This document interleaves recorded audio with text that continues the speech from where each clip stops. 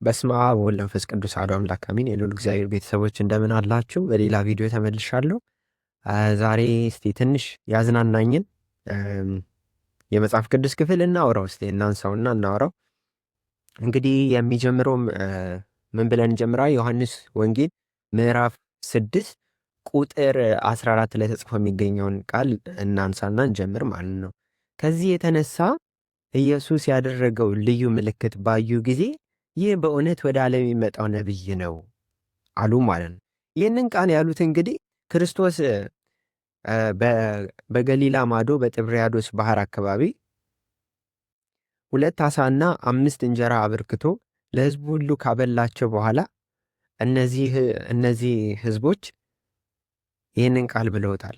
ይህ የሚገርመው እንግዲህ እና የሚያስቀው የሚያዝናናውም ክፍል ክርስቶስ በማቴዎስ ወንጌል ምዕራፍ 12 ቁጥር 22 ላይ ተጽፎ እንደሚገኘው ድዳ ሰው እና እውር ሰው አጋንንት የያዘው ሰው አመጡና እሱ ሲፈውሰው ምንድን ነበር ያሉት? ይህማ የአጋንንት አለቃ ብዔልዜቡል ብሎ ሰደቡት፣ ሎቱ ስብሐት። ማርቆስ ወንጌል ምዕራፍ 3 ላይ እንደዚህ ብሎ ሲሰድቡት እናያለን ቁጥር 12 ላይ። ዮሐንስ ወንጌል ምዕራፍ 5 አንድ ምዕራፍ ወደኋላ ተመልሰን መጻጉዕን ከፈወሰው በኋላ በሰንበት አዳንከው፣ በሰንበት ፈወስከው ብለው ተነሱበት ማለት ነው። ከዛ አሁን ምግቡን አበርክቶ ያበላቸዋል፣ እጃቸውን አሻሹ፣ ጥስቅ አድርገው በሉ። ይህ በእውነት ወደ ዓለም የሚመጣው ነቢይ ነው አሉ እና ይቀጠሉ። በዚህም አላቆሙም። እንዴ ካበላህንምና ካጠገብከንማ እንደዚህ ከሆነ ልናነክስ ይገባል ይላል። ልናነክስ ይገባል ብለው ሊያነክሱት ግርግር ፈጠሩ ማለት ነው። እና ቀጣዩ ቃል ስናነበው ምን ይላል? በዚህም ምክንያት ኢየሱስን ያነክሱ ዘንድ ይመጡና ይፋጠኑ እንዳላቸው አውቆ ብቻ ወደ ተራራ ፈቀቅ አለ ይላል። እና ዮሐንስ አፈወርቅ ይህንን ባሪያቸው ምን ብሎ ይናገረዋል?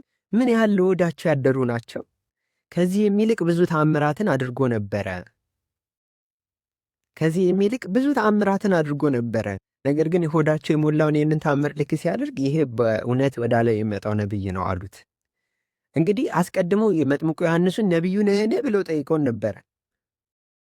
ግን ክርስቶስን አሁን ምን አሉት? ይህ በእውነት ወደ ዓለም የሚመጣው ነቢይ ነው ብለው ምንም እንኳን ከእርሳቸው ከሞላ በኋላም እንደዚህ ቢሉ ይህ እንዴት ድንቅ ነው ይላል መልሶ።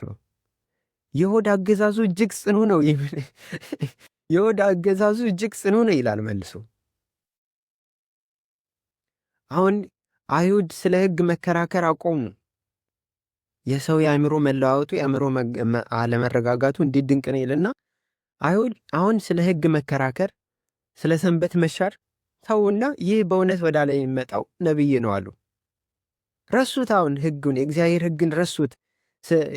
ለእግዚአብሔር ሕግ እንደሚከራከሩ አስመስለው ያወሩ ነበረ። አሁን ከአእምሯቸው ጠፋ፣ ወጣ፣ የለም ነቢይን ብለው አስበው ነበርና እናንግሰው ብለው ተነሱ ማለት ነው። እና ከዚህ የምንማሩ ትልቁ ነገር ምንድን ነው? ለዓለማዊ ነገሮች የምንሰጣቸው ቦታ እጅግ ዝቅ ያለ መሆን አለበት ማለት ነው። እግዚአብሔር ይመግበናል፣ ምግባችንን አይከለክለንም። የዕለት እንጀራችንን ሁልጊዜ ይሰጠናል።